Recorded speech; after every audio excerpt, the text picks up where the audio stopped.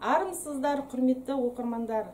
Биыл еліміз тәуелсіздігіміздің 30 жылдық мерекесі қарсаңында қазақ поэзиясының дүлдүл ақыны, жырау, жыршы Жамбыл Жабаевтың 175 жылдығын атап өтілуде. Жыр алыбы Жамбыл Жабаевтың асыл мұраларын ұрпақтан ұрпаққа жеткізу әр адамның міндеті. Осыған орай біздің Сақтаған Байышев атындағы әмбебап ғылыми кітапханасы көптеген іс-шаралар өткізуде. Соның ішінде ақпараттық библиографиялық бөлім ақынның 165 жылдығына арнап 20 ғасырдың ұлы жырауы атты ақпараттық библиографиялық көрсеткішін шығарылған болатын. Бұл көрсеткіште ақынның қысқаша өмірбаяны, кітапхана қорындағы барлық кітаптар, мерзімді басылымдарда шыққан газет-журналдардың тізімі жарияланған. Екінші шығарылымы ретінде ақынның 175 жылдығына орай жалғасы шығарылып отыр. Осы көрсеткішпен келіп танысуларыңызға болады.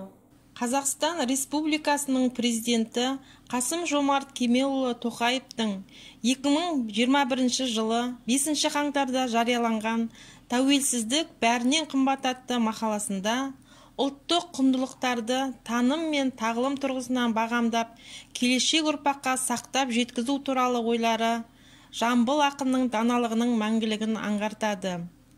Ұрпақтар сабақтастығын ұлы өнерімен жалғаған жыраудың соңында қалдырған мол мұрасы қай кезде де ұлтымыздың рухани қазынасы екені даусыз.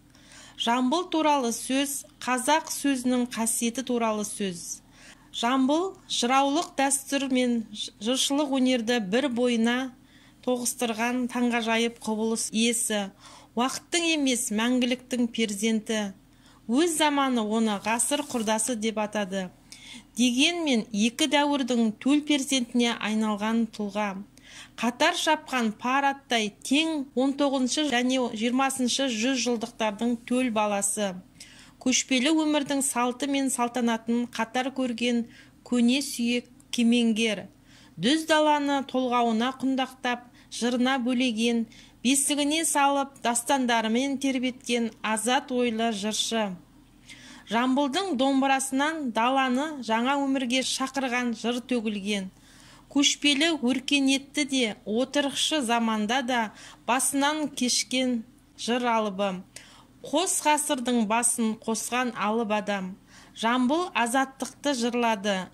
Ең алдымен елдікті, кісілікті, бауырмалдықты насихаттаған гуманист ақын. Ақынның асыл мұрасы ұрпақтан ұрпаққа жалғасып, әрбір оқырман қауымның жүрегінен жол табады.